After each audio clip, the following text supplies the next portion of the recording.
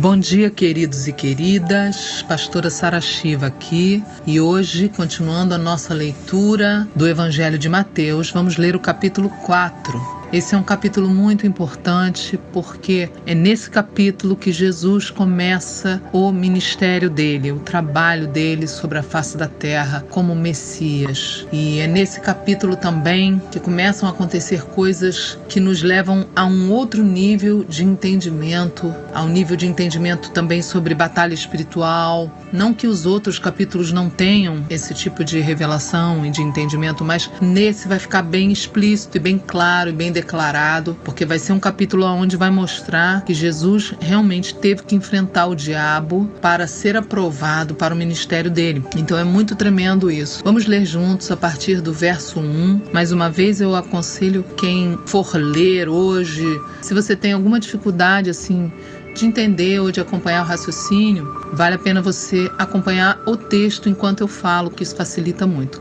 Eu creio que esse vai ser um áudio que vai te abençoar mais do que os outros, porque na medida que a gente vai avançando na leitura, a gente vai entrando num nível mais profundo. As coisas que vão sendo relatadas são mais profundas. A vida de Jesus foi assim, quando ele esteve conosco na terra. A coisa foi crescendo, foi tudo muito crescente. Começou de uma forma discreta e a coisa foi ficando muito, muito impossível de se conter, de se disfarçar. Quem ele era, o que ele fazia, qual era o serviço que ele estava fazendo na face da terra, o que ele estava operando aqui na terra, enfim. Verso 1 diz assim: a seguir foi Jesus levado pelo Espírito ao deserto.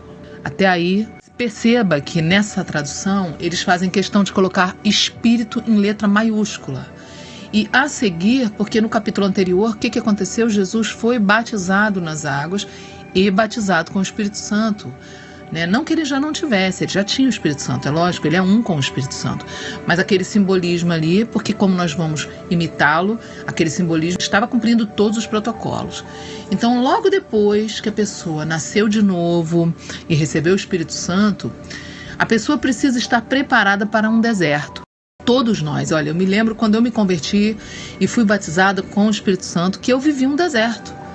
Eu vivi um deserto de alguns anos, onde eu era a única pessoa convertida da minha família, onde eu não tinha ninguém da minha parentela para conversar sobre as coisas que eu estava descobrindo, onde eu chorava quase todos os dias pela vida dos meus parentes, da minha família, da minha mãe. 2 anos que eu chorei pela vida da minha mãe, eu chorava todos os dias, até minha mãe aceitar Jesus. Então foi muito difícil, O deserto, ele é difícil, é doloroso, mas a boa notícia é que o deserto tem um fim.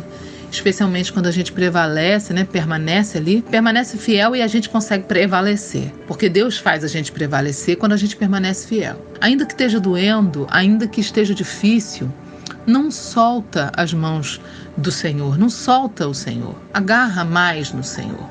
Chorando, mas agarra. Por quê? Porque vai valer a pena. Amém? Então, logo a seguir de ser batizado, lembra no capítulo anterior, Jesus foi levado pelo Espírito Santo ao deserto. Então, muitas vezes, a gente acha que quem está levando a gente para o deserto é o diabo e a gente começa a repreender, está amarrado, mas muitas vezes não é o diabo que leva a gente para o deserto. Muitas vezes não é o diabo, muitas vezes é o Espírito Santo. Porque é lá no deserto que a gente vai passar pela prova do nosso caráter, da nossa obediência e vamos ser aprovados ou reprovados para o ministério. E às vezes tem gente que está no deserto por muito tempo porque ainda não foi aprovado. Então vamos começar a obedecer para sair do deserto. Amém, gente? Então, assim que ele foi levado pelo Espírito ao deserto, continuando a leitura, para ser tentado, significa o quê? Tinha um propósito. Gente, eu não acredito que Deus faça isso com todos nós, não. Eu não acredito que isso aqui seja um padrão. Que tipo assim, todo mundo tem que ir para um deserto para ser tentado. Não. Eu não acredito assim. Por quê? Porque eu sei que Deus sabe que o dia a dia já é tentação o tempo inteiro. E tentação significa vontades erradas, atacando a nossa mente, nosso corpo, nossos pensamentos, nossos 5 sentidos, querendo levar a gente a querer aquilo que o diabo quer e não aquilo que Deus quer. Então isso se chama tentação. Tentação não significa cair em pecado. Tentação significa que vontades erradas passeiam por nós, tentam nos dominar, porém nós podemos dizer não, ainda que a gente esteja sentindo aquelas vontades. A gente pode dizer não para elas e não realizá-las. Ou seja, sentir vontade, ser tentado, não significa cair em pecado. Sentir vontade não é pecado. Porém, quando Deus transforma a gente completamente, a gente chega no patamar que Ele quer, é o nível onde a gente já não sente mais aquela vontade. Ou seja, traduzindo na prática, aquela tentação já não tem mais força sobre nós. O diabo já vai levantar um outro tipo de tentação. Por isso que ele vai tentando, se renovar nas tentações. Porque quando ele vê que a gente já venceu uma área, que a gente já não é tão tentado, ele já vem com outra. Por isso que a gente nunca pode baixar a guarda e achar que agora que eu venci, agora eu posso relaxar. Não, agora eu tenho que continuar alerta. Porque o diabo vai inventar outra coisa para tentar me pegar, me fazer cair na tentação do pecado. Então Jesus foi levado pelo Espírito Santo ao deserto para ser tentado. Por quê? Por que era para ser tentado? Porque Jesus nunca iria errar. Jesus nunca iria fazer nada de errado. Ele precisava passar por uma prova para cumprir novamente, como eu te falei no capítulo anterior, no áudio anterior, todos os protocolos. E os protocolos incluem isso aqui. Ele precisava viver como um humano. Ele era Deus encarnado. Ele precisava viver como um ser humano vive. Ele precisava passar por situações de vontades. Como ele era Deus encarnado, ainda que fosse na forma humana, que ele assumiu, ele era um ser totalmente poderoso, ainda que fosse humano, Deus humano, uma coisa doida, mas aconteceu assim. Ele precisava provocar uma circunstância para que ficasse bem ruim mesmo, para que ele pudesse, então, viver perto do que a gente vive. Experimentar um pouco mais do que a gente experimenta. Mais para frente, no final, para os últimos capítulos, eu vou ler algo que eu vou lembrar para vocês, que eu não posso falar agora, senão vai estragar. Eu vou ler para vocês lá na frente para vocês entenderem. A Bíblia comprova que Jesus era um com Deus o tempo inteiro, um com o Pai e com o Espírito o tempo inteiro, e ele só vai ter essa conexão cortada momentaneamente nos últimos minutos antes dele morrer. Então, lá na frente que eu vou te contar, mais para o final da nossa leitura nos últimos capítulos, ok? Mas por que eu estou mencionando isso aqui? Para mostrar para vocês que ele tinha um tipo de poder de autocontrole muito grande. Para ele se sentir tentado, precisava ser uma coisa realmente pesada. E o que era pesado naquele momento? Bom, ficar 40 dias e 40 noites sem comer e sem beber água. Isso era pesado, porque ele estava habitando em um corpo físico. E como qualquer pessoa que está habitando em um corpo físico, nós temos necessidades biológicas, fisiológicas. A alimentação é uma dessas necessidades, para se manter ativo, para se manter bem. Então, verso 2 diz: e depois de jejuar 40 dias e 40 noites, teve fome. Veja quem ele era. Só depois de jejuar 40 dias e 40 noites, quer dizer, ele tinha um autocontrole, uma coisa sobrenatural nele, Só que depois de 40 dias sem comer e sem beber nada, ele finalmente teve fome. Verso 3, então o tentador, aproximando-se, lhe disse, preste atenção que é muita riqueza. Verso 3, o diabo é o tentador, ele espera a pessoa ter fome. Enquanto Jesus estava de boa, tranquilo, ele não se aproximou, o diabo não se aproximou, o cara está inteiro. Ele esperou ele ficar fraco, ele esperou ele... tô com uma vontade de quebrar o jejum, tô com vontade de fazer a coisa que não é para fazer. Então o tentador, aproximando-se, verso 3, lhe disse, se você é filho de Deus mesmo, manda que estas pedras aqui, que estão aqui no chão, se transformem em pães. Por que o diabo falou isso para ele no verso 3? Primeiro, o diabo sabia que ele tinha esse poder. Ele já tinha visto ele fazer transmutação da matéria, que é a transformação de uma matéria em outra matéria. É o nome que se dá, transmutação da matéria. Jesus transmutava a matéria. Jesus transformou água em vinho, transformou um pão em milhares de pães, Ele transformava e fazia multiplicar do nada, Ele duplicava, triplicava, quadriplicava, enfim. Então era uma coisa assim que o diabo já tinha visto ele fazer, principalmente na casa dele. Você acha que o diabo não tinha visto? Que a coisa ali acontecia ao redor ali? Dentro da casa dele ele fazia, óbvio, a família dele via ele fazendo as coisas que ele fazia, principalmente a mãe dele e o pai dele, E nesse momento a gente acredita que o pai dele já tinha falecido, porque a Bíblia não vai mencionar a existência de José daqui para frente, tá? A gente só vai ouvir a menção de Maria. Então a gente acredita que José já tinha falecido por conta disso, ok? Mas não tem nenhum versículo que fale disso aqui abertamente. Só que no verso 3, voltando para cá, o tentador aproximou, esperou ele ter fome, aproximou e tentou ele da primeira forma que o diabo sempre tenta as pessoas. Todas vão ser tentadas dessas 3 formas. A primeira forma qual foi? Se você é filho de Deus mesmo, você tem poder para transformar, para fazer o que você quiser, fazer a alquimia da matéria, transmutação da matéria, manda essas pedras se transformarem em pães. Você não está com fome? Satisfaça a sua vontade. É isso que significa. Significa o seguinte, comer é uma necessidade básica. Você está com tanta fome. Olha, você tem esse poder, faz o que você quer, faz logo o que você quer. O diabo sempre vai dizer isso pra gente. Faz o que você quer, faz o que você quer. Ele não tem criatividade. Então é por isso que a gente não pode confiar nas nossas vontades. A gente não pode, por exemplo, quando a gente entra num propósito de jejum, eu sempre falo isso. Gente, nunca entre em um jejum que pode te prejudicar a nível de saúde. Por exemplo, nunca faça um jejum de água. Nunca, nunca, nunca, nunca. Jejum de água é somente quando um médico manda você fazer um jejum para fazer um exame. Jesus tinha capacidade de fazer um jejum de água, mas a gente não pode, porque a gente pode ter uma falência de rins, a gente pode ter um problema muito sério, isso é brecha. O tipo de jejum que a gente pode fazer é de alimentos, e mesmo assim, não são todas as pessoas. A maioria pode fazer. A maioria das pessoas está um pouquinho acima do peso, ou tem uma gordurinha ali ou outra ali, aqui, para queimar. Por quê? Porque é uma reservinha que a pessoa tem para uma situação de fome.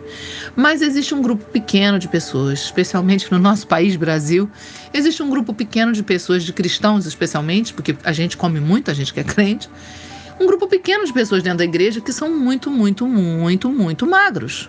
Eu digo magros e magras, quando eu falo magra e magra, é gente esquelética, é gente que não tem 2 centímetros de banha na barriga, não tem. Você puxa assim, não tem pele. Essas pessoas também não podem fazer jejuns prolongados de alimento. Essas pessoas podem jejuar no máximo 12 horas durante o dia bebendo água, mas não podem virar 24 horas sem alimento. Por quê, gente? Porque é prejudicial para a saúde, elas não têm estrutura física para jejuar. Agora, essas pessoas que têm esse tipo de magreza podem fazer outros tipos de jejum. Até porque, geralmente, essas pessoas que têm esse tipo de magreza, tirar a comida por alguns dias dessa pessoa, algumas horas, não faz muito efeito na carne, porque esse não é o fraco, geralmente, né? Dessas pessoas não é. Geralmente não é o fraco. Mas você quer ver essa pessoa sentir o jejum? Quer ver o jejum funcionar? Ela não precisa, ou ele não precisa tirar toda a comida, tira só aquele item da refeição que a pessoa mais gosta. Vamos dar um exemplo, a pessoa é bem magrinha, mas ama café. Tira o café 40 dias. Continue comendo normal. Você vai ver que o jejum vai te doer muito e não vai prejudicar a sua saúde. Outro exemplo, uma pessoa bem magrinha mesmo, mas que ama refrigerante. Tira o refrigerante 40 dias. Tire alguma coisa que você ama por 40 dias. Eu não sei o que é. Eu estou te falando exclusivamente para pessoas que são muito, muito magras e que não têm a reserva, a banha, aquela pochetezinha que eu tenho aqui, ó, que eu estou segurando, que está diminuindo, que eu estou fazendo dieta, mas não é brincadeira não, gente. A gente come muito, então a gente está sempre gordinho, a gente sempre tem uma reserva. Então eu estou falando esse recado para quem é muito, muito magro. Mas para você, que como eu, é um crente normal, que come pra caramba e tem gordura pra caramba no corpo para queimar, você pode fazer um jejum de 24 horas na água, você pode fazer um jejum até de 48 horas na água, dependendo da sua saúde, você pode fazer um jejum, como eu já fiz, de 3 dias na água. Eu já cheguei a fazer com a minha filha 2 vezes, ou 3 vezes, agora não me lembro, de 7 dias na água. Só que o de 7 dias na água, gente, você precisa se isolar completamente, estar em casa, como se fosse, né, nessa quarentena, assim, e não pode sair, porque é muito, muito exaustivo. A partir do 3º dia fica muito difícil. Então eu também só aconselho debaixo de uma direção de Deus e se você tem condições, se você tem saúde para isso. E eu nunca aconselho você começar um jejum de 7 dias de uma vez. Sempre eu aconselho você fazer primeiro de 24, aí daqui a 2 meses você faz um de 2 dias, dali mais 2 meses você faz um de 3 dias. Vai acostumando gradativamente seu organismo a lidar com a privação de alimento, ok? Mas enfim, Por que eu estou falando do jejum? Porque se você já se propôs a jejuar, jejum, gente, para nós que somos crente normal com gordurinha, tá? Jejum não é você acordar e ficar até meio-dia sem comer. Isso não é jejum. Isso não dói assim não, gente. Isso não dói nada. Jejum é você acordar e só comer no café da manhã do dia seguinte. Isso é jejum. Isso dói. Tem que doer. Tem que fazer sua carne fazer assim, entendeu? Isso é jejum. E Jesus teve essa dor, ele teve essa fome, a fome que o diabo vem. E ele faz isso comigo e com você quando a gente jejua. Fez com Jesus e faz com a gente. Eu já tive essa experiência de estar numa situação onde não tem ninguém vendo e eu estou jejuando 24 horas e vim assim, não, toma só um suquinho. Come só uma saladinha, não vai ser uma quebra. Então, nessa hora, nós precisamos ser firmes. Precisamos, ter postura, como Jesus teve. Olha o que aconteceu. O diabo aproximou e disse para ele, se você é filho de Deus mesmo, manda que essas pedras se transformem em pães. Verso 4, Jesus respondeu, está escrito, não só de pão viverá o homem, mas de toda palavra que procede da boca de Deus. Isso está escrito lá em Deuteronômio 8:3. Então, o que Jesus respondeu para ele? Jesus respondeu para o diabo o seguinte, Pois é, eu sei que eu tenho poder para transformar, eu sei. Mas só que eu não vivo só de pão, eu não vivo só de comida. Não é a comida que me sustenta simplesmente.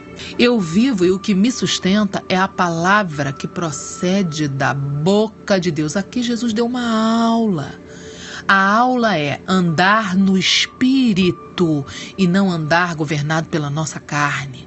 Andar no Espírito não é você fazer porque você sente vontade. Andar no Espírito é você fazer porque Deus diz. A palavra que sai da boca de Deus rege a sua vida. Então aqui Jesus já respondeu para ele, olha, eu não vivo segundo o que eu tenho vontade. Eu vivo segundo o que Deus diz para eu fazer, para eu viver. Toda palavra que sai da boca de Deus rege a minha vida. A minha vida não é regida pela minha vontade, pelas minhas necessidades, meus desejos. Minha vida é regida por toda a palavra que procede da boca de Deus. Já é forte demais. Verso 5, continuando, então o diabo o levou à cidade santa, colocou-o sobre o pináculo do templo e lhe disse, se você é filho de Deus mesmo, se joga daqui para baixo. Porque está escrito, presta atenção, na segunda forma de tentação. Todos nós vamos passar por essas formas e outras também. Mas olha essa segunda forma de tentação que o diabo vem contra o Senhor Jesus. Ele diz assim, ele leva ele lá para em cima do templo, ou seja, em cima da igreja daquela época, tá? E faz como se fosse um teste de filiação em Jesus, de autoestima de filho, de paternidade, se Jesus tinha convicção de que ele era filho. Isso está ligado à nossa autoestima.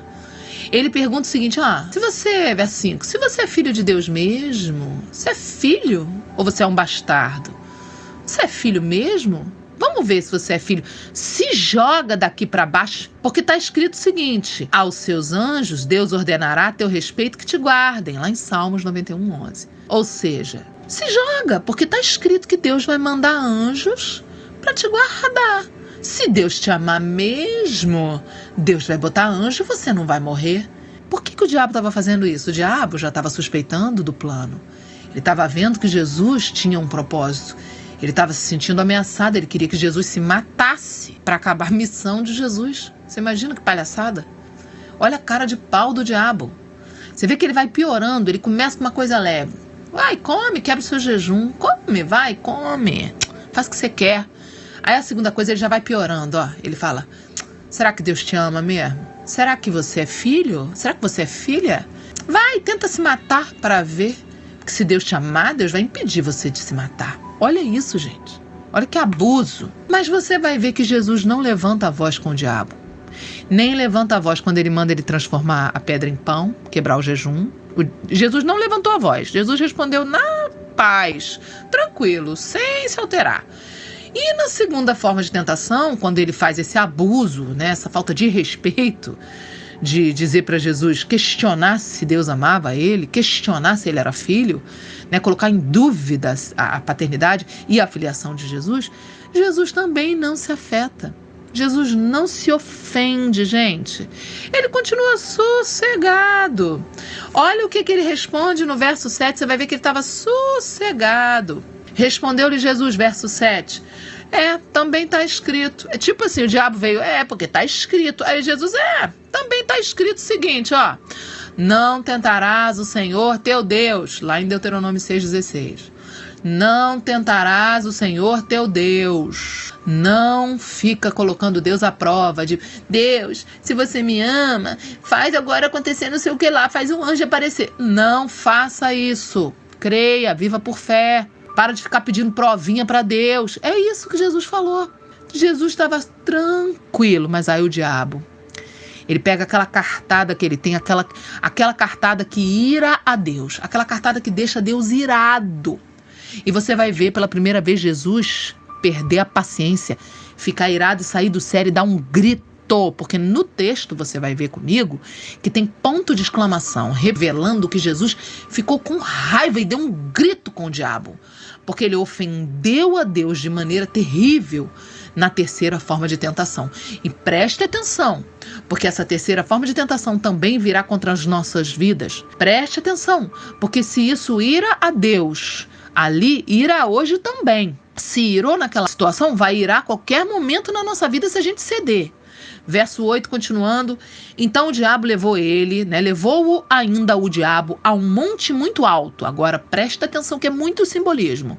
Esse monte muito alto revela lugar de, vamos dizer assim, superioridade, lugares altos, monte muito alto, fala, sabe, o lugar onde a pessoa quase não tem problemas, onde a pessoa tá por cima de tudo, tem muito dinheiro, tem muita fama, tem muito status, tem muitas realizações, tem muito poder para fazer tudo o que quer. Levou ele a um monte muito alto, mostrou-lhe todos os reinos do mundo e a glória deles. Preste atenção, quando fala que ele mostrou todos os reinos do mundo, é atemporal. Não é os reinos do mundo só daquela época, era todos os reinos do mundo, inclusive de hoje. Por quê? Porque o diabo, ele tinha até ali acesso a transitar no Google espiritual. Gente, deixa eu explicar o que é o Google espiritual rapidinho. O Google espiritual é o campo quântico. Campo quântico, onde não existe o tempo cronos, palavra cronos, que deriva a palavra cronológico, da palavra cronos. O tempo cronológico é o tempo que a gente vive, que a gente conta minutos, segundos, horas, dias. No mundo espiritual, que eu também chamo de Google espiritual ou campo quântico, esse é o mundo espiritual. O tempo não é o tempo que nós conhecemos na nossa dimensão material. Nessa dimensão espiritual, o tempo é eterno. O tempo é um kairos. O tempo é um tempo que você não controla. É um tempo que você não consegue controlar, é um tempo eterno. Tanto que a Bíblia fala, em alguns textos, que Deus, ele é Deus, ele existe de eternidade, eternidade passada, a eternidade, eternidade futura. De eternidade passada a eternidade futura. Deus existe de eternidade a eternidade. Para ele, não existe fronteiras e ele transita na dimensão Deus, da eternidade e do tempo cronológico. O diabo, naquela situação ali, estava tendo acesso. Ele tinha acesso. Às vezes, ele acessa. Ele hoje já não tem total acesso, não. Ele tem algum acesso, sim, mas não total. Ele não tem total mais. Aqui ele tinha ainda total. Mas hoje ele já não tem total mais como ele tinha. Por quê? Porque Jesus morreu na cruz. Então ele perdeu muita coisa. Ele tem ainda um nível de legalidadezinha quando a gente dá. Aí ele opera em cima da legalidade que a gente dá. Mas se não der legalidade, ele não pode operar. Se Deus não permitir, entendeu? Mas nessa época não era assim não. Nessa época ele acessava tranquilamente. Então ele acessou na dimensão espiritual, e Jesus conseguia entrar nessa dimensão, porque ele era um com Deus. Ele acessou nessa hora, é como se ele abrisse um telão para Jesus e mostrasse tudo que existe na face da terra até hoje e tudo que vai existir até o fim dos tempos, de bom, de curtição, de curtir a vida, sabe? Todas as melhores curtições desse mundo. Provavelmente ele mostrou os cassinos de Las Vegas, os melhores hotéis e resorts do mundo, os melhores restaurantes, os melhores carros, as melhores roupas, os melhores prazeres, os melhores banquetes. Provavelmente ele mostrou para ele todos os poderes que ele poderia ter, aquisitivo, né? O poder aquisitivo de comprar, de viajar. O espírito de curtir a vida se manifestou diante dos olhos de Jesus, porque o diabo abriu para ele no verso 8. Diz que ele mostrou para ele todos os reinos do mundo e a glória deles. A glória deles significa o prazer, a exuberância, a grandeza deles. Verso 9, o diabo continuou dizendo, e lhe disse, tudo isto eu te darei. Em troca de quê? Olha o que ele vai dizer. Se, é incondicional, não é incondicional, é condição, tem condição. Se você prostrado, ou seja, atitude de se curvar. Atitude, se você com atitude me adorar, se prostrado me adorares. Ô, gente, só tem uma coisa que Deus não tolera. Olha, Deus ele é flexível com vários assuntos. Deus ele não fica irado. Muitas vezes quando a gente, sabe, amarela diante de algumas tentações, a gente escorrega, a gente fraqueja. Ai, meu Deus, quebrei o jejum. Pede perdão e continua no dia seguinte do zero e não quebre mais. Ai, Deus, eu me senti desamado, não me senti filho. Ele vai te cuidar, vai te ouvir, vai te perdoar e vai te falar para você prosseguir. Agora, isso aqui, gente, é uma coisa que Deus não tolera. E é por isso que temos que vigiar muito com adorações contrárias a Deus. Toda adoração contrária a Deus ira a Deus, mas ira de maneira que você vai ver o que Jesus falou. Olha, verso 10. Então Jesus lhe ordenou. Ele não falou mais tranquilamente, ele não estava mais de boa porque ele ficou irado com a proposta do diabo, a proposta absurda do diabo de vem aqui, eu vou te dar as coisas do mundão. Ou seja, ele tem domínio sobre coisas do mundão. Ele é o imperador do sistema corrompido do mundão. Vem que eu vou te dar, eu só quero que você me adore. Com atitude me adore. Então Jesus lhe respondeu, lhe ordenou, verso 10. Retira-te, Satanás, porque está escrito, ao Senhor teu Deus adorarás, e só a ele darás culto. Em Deuteronômio 6:13. Ou seja, nessa hora que o diabo apresentou para ele a proposta bizarra de adoração contrária, Jesus não respondeu tranquilo, porque isso ofende a Deus no nível máximo. E aqui eu quero que você analise a sua própria vida e pare e pense. Quais são as atitudes que você tem tido que o diabo gosta e mandou você ter? Quais são as atitudes que você tem tido que fazem com que o diabo esteja sendo adorado e não Deus? Lembrem-se das coisas que eu tenho ministrado e que são tão rejeitadas pelo próprio clã evangélico no Brasil. Não só no Brasil, em outros lugares eu já fui rejeitada, não por todos, muitos receberam e foram transformados, mas eu já fui rejeitada até por pastores, por líderes, por ministros de louvor famosos, por eu dizer, não escute música do mundo. Não escute músicas compostas por pessoas que não são cheias do Espírito Santo. Não importa quem canta, importa quem compôs. Porque quem compôs tem ou o Espírito Santo ou o Espírito do mundo. Não receba o que não veio do céu. Porque você é um templo e vai tocar dentro de você e vai liberar algo dentro de você. Quando você bater o pezinho e cantarolar, você vai estar deixando aquilo cantar dentro de você e você é um templo e vai estar tendo adoração contrária dentro de você. O que tem tocado aí dentro deste templo? Toca louvores? Toca música que exalta o rei? Ou toca música do inferno que exalta Satanás? Não aceite mais isso dentro de você. Em nome de Jesus, rejeite a adoração contrária, porque isso ira a Deus e afasta a presença de Deus da tua vida. Outra coisa que eu sempre falo e que muitas vezes é rejeitado, o que eu digo para as pessoas solteiras e solteiros? Não tenha vida sexual fora do casamento. Não permita, porque sexo é similar a culto na Bíblia. Em toda a Bíblia, de Gênesis a Apocalipse, você vai encontrar menções onde sexo é igual a culto. Em todo o Antigo Testamento, gente, vou abrir um parênteses rápido aqui. todo o Antigo Testamento, se você jogar uma pesquisa de prostituição, a palavra prostituição e adultério, você vai encontrar Deus falando com o povo de Israel, que ele chamava de mulher dele. Ele dizia: vocês, Israel, são a minha mulher, vocês são casados comigo, mulher casada comigo. Israel era mulher de Deus. E Deus falava assim: você, quando Israel adorava outros deuses, cultuava outros deuses, ou seja, a adoração contrária, Deus vinha na boca do profeta e falava assim: você, Israel, você me traiu com adultério, você se prostituiu com outros. Deus usava a palavra sexo, imoralidade sexual. Ou seja, Deus dizia o quê? Vocês estão fazendo sexo com outros deuses. Por que Deus usava a palavra sexo, gente? Porque o sexo casa você no espírito da outra pessoa. O teu espírito humano se casa com o espírito humano da outra pessoa. Mesmo que o seu corpo, você use camisinha, mesmo que você não beije na boca, mesmo que seja uma prostituta para um cara ou um prostituto para uma mulher, o espírito humano, a camisinha não impede.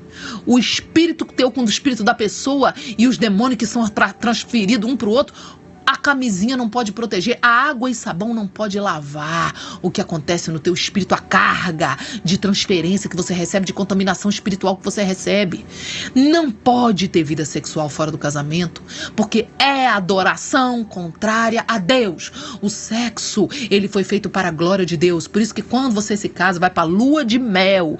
Ali dentro daquele quarto da sua lua de mel vai estar a presença de Deus. Quando as pessoas que vão casar falam para mim: qual é a música que eu boto na minha lua de mel? Eu digo: bote poderoso Deus, bote a glória de Deus, bote as músicas de adoração, porque ali você vai viver a experiência mais sobrenatural e mais linda e prazerosa na presença do teu Deus. Deus quer que você faça sexo com o seu cônjuge, com o seu marido, mulher, e com a sua mulher ou marido. Deus quer, porque Deus que criou o sexo para te unir agora com a pessoa certa, com quem ele te deu a bênção no altar, para te unir com essa pessoa em espírito e vocês estarem conectados nessa vida de uma forma tremenda e linda. Foi para isso que Deus criou o sexo, uma coisa linda. Não é para ser usado por Satanás. Satanás, sabendo do poder do sexo, ele vai e banaliza. E é por isso que aqui está revelado as áreas que Deus não tolera. Sara, tem pecadinho e pecadão? Tem pecadinho e pecadão, sabia? Porque a consequência é diferente. Deus não liga para certas coisas, ele vê que você errou e ele te perdoa. É pecado, mas ele te perdoa e ele vai te levando. Vai, meu filho, vai que você vai conseguir, vai, minha filha. Agora, Deus não tolera. Ele não é flexível com a adoração contrária a ele. Não brinque com esse assunto. Adoração contrária a Deus. Jamais. Não permita jamais que o teu ser adore a outro que não seja o Senhor. Amém? Continuando, verso 11, quando Jesus mandou ele correr, botou ele para correr, diz: sai, diabo, sai, Satanás, em nome de Jesus, né? Ele não falou em nome de Jesus porque ele era o Jesus, mas a gente tem que ter essa postura, tá? Sai agora em nome de Jesus, sai da minha vida agora em nome de Jesus. Depois que Jesus falou: sai, retira-te, olha o que diz o verso 11, com esta atitude de Jesus, o deixou o diabo. O diabo foi embora, o deixou, e eis que vieram anjos e o serviram. Presta atenção na recompensa quando você decide passar no teste das 3 tentações. Eis que virão anjos. Não, peraí. Eis que primeiro o diabo vai correr de você. Porque a palavra diz: resisti ao diabo e ele fugirá de vós. Ou seja, Jesus resistiu e o diabo fugiu. E eis que depois que o diabo ainda fugir de você, ainda virão anjos de Deus, da parte de Deus, para lhe servir. Você sabe o que são anjos te servindo? Você tem alguma ideia do que é isso? É você estar numa situação onde não tem como resolver e de repente surgiu uma pessoa do nada e essa pessoa resolveu o problema e essa pessoa desaparecer. Eu tenho uma amiga que um dia aconteceu uma situação com ela capotou o carro e o carro dela caiu por uma ribanceira, um precipício, era durante o dia. E ela acordou ali de cabeça para baixo no carro, presa pelo cinto de segurança e o airbag. De repente apareceram, se não me engano, 3 ou 4 homens vestidos com um uniforme azul, limpinhos, tiraram ela com toda a educação, tiraram as coisas dela, pegaram a bolsa dela, pegaram as coisas dela, pegaram o celular dela, tudo que tinha de valor no carro, botaram na mão dela, ajudaram ela a subir a ribanceira inteira, ajudaram ela a ligar pro marido ir buscar ela, para tudo, socorro, tudo direitinho. Daqui a pouco, quando ela olhou, os caras tinham sumido. Os caras, ninguém sabe quem são os caras, ninguém sabe que não tinha fábrica ali perto. Ninguém sabe quem são aqueles 3 homens, nunca ninguém nem soube. Talvez sejam 3 pessoas que estavam passando, talvez. Mas talvez sejam 3 anjos, a gente não tem como saber agora. Ela não tinha como saber. Ela fala, Sara, não tem como saber. Só que não tem explicação. Aqueles homens apareceram no meio do mato, do nada. Limpinhos, com uniforme azul. Eis que vieram anjos e lhe serviram. Eis que virão anjos e te servirão. Sabe, essa minha amiga, pastora Ivone, ela é uma mulher de Deus, tremenda. Pessoas que estão em comunhão profunda, pessoas que não escutam música do mundo, são pessoas que se consagram. É óbvio que vai funcionar para eles. Ali, ó, virão anjos e te servirão. Ô, Sara, será que eram anjos? Olha, eu acho que eram, mas a gente não tem como saber. Continuando, verso 12. Ouvindo, porém, Jesus que João, lembra João Batista, fora preso, retirou-se para a Galileia. Por quê, gente? Porque ele precisava dispersar a situação e, ao mesmo tempo, começar o ministério dele. Jesus estava quietinho na dele, enquanto João estava preparando o caminho para ele, preparando o cenário todo para Jesus chegar. Esse era o trabalho e a missão de João. Quando Jesus fica sabendo que João está preso, Jesus entende, é a hora de eu começar. Então, verso 13, deixando Nazaré, foi morar em Cafarnaum. Preste atenção, que aqui nós temos um respaldo tremendo para quando Deus te chama para um ministério. Você já tem a idade adulta, você pode ir, porque Jesus foi. Jesus não ficou lá, minha mãezinha, meu paizinho. Não, Jesus foi para o ministério dele. E foi morar em Cafarnaum, situada à beira-mar, nos confins de Zebulon e Naftali. Verso 14. Para que se cumprisse o que fora dito por intermédio do profeta Isaías. Verso 15. Terra de Zebulon, terra de Naftali, caminho do mar, além do Jordão, Galileia dos gentios. 16. O povo que jazia em trevas viu grande luz, e aos que viviam na região da sombra da morte, resplandeceu-lhes a luz. Isso está em Isaías 9, 1 e 2. Verso 17. Daí por diante, passou Jesus a pregar e a dizer: arrependei-vos, porque está próximo o reino dos céus. E quem é que falava isso, gente? Antes, João Batista. Ou seja, Jesus continuou o trabalho que João Batista iniciou. João Batista iniciou o trabalho para Jesus. Isso é lindo demais. Verso 18. Caminhando junto ao mar da Galileia. Olha, Jesus está começando agora o ministério dele. Agora vai ficar forte, vai começar a ficar forte realmente. Caminhando junto ao mar da Galileia, viu 2 irmãos, Simão, chamado Pedro, ou seja, apelidado de Pedro, Simão, que tinha apelido de Pedro, e André, que era irmão de Pedro, que lançavam as redes ao mar, porque eram pescadores. 19. E disse-lhes: venham após mim, vinde após mim, ou seja, venham comigo, e eu vos farei pescadores de homens. Então, eles deixaram imediatamente as redes e o seguiram. Pausa rapidinho. Existem várias especulações aqui do porquê que os 2, né, o Pedro e André, deixaram as redes imediatamente e foram atrás de Jesus sem questionar. Alguns dizem que é porque Jesus, sendo Deus, né, encarnado, tinha esse poder de chamar e impactar as pessoas e as pessoas fazerem tudo sem nem entenderem. Alguns dizem que era uma coisa muito sobrenatural. Outros dizem, e é a versão que eu acredito mais, né, é a interpretação que eu acredito, a suposição que eu acredito mais, outros dizem que todos conheciam Jesus de ouvir falar, como um sacerdote, como um conhecedor da lei, como um conhecedor da Torá, né, da Bíblia. Porque Jesus, desde criança, ia para a sinagoga discutir, debater, ensinar, falar, explanar. Então, ele não era uma pessoa desconhecida, ele era alguém que tinha uma fama muito elevada de ser um homem de Deus muito, muito cheio de Deus, entendeu? Ninguém sabia, possivelmente, as coisas que a família sabia, porque ele não fazia abertamente os milagres que ele fazia, provavelmente só em casa, tá? mas as pessoas sabiam da reputação de Jesus. Eu acredito nessa teoria. É uma suposição, a gente não tem versículos que comprovem isso, mas há uma possibilidade de ser isso, como também há uma possibilidade de ser a outra versão, tá? Eu acredito particularmente nessa segunda opção, porque eu acho mais coerente, ok? Verso 20. Então eles deixaram imediatamente as redes e o seguiram. Verso 21. Passando adiante, viu outros 2 irmãos, Tiago, filho de Zebedeu, e João, seu irmão, que estavam no barco em companhia de seu pai, consertando as redes, e chamou-os. Então eles, no mesmo instante, igualzinho, deixando o barco, e seu pai o seguiram. Verso 23. Percorria Jesus toda a Galileia, ensinando nas sinagogas, ou seja, ele era um rabino, né? Ele era um mestre, ele era um pregador, um pastor, entendeu? Daquela época, dentro da cultura judaica. Então, ele ia nas sinagogas ensinando, pregando o evangelho do reino, presta atenção nisso, pregando o evangelho do reino e curando toda sorte de doenças e enfermidades entre o povo, pregando o evangelho do reino. Gente, o que é evangelho do reino?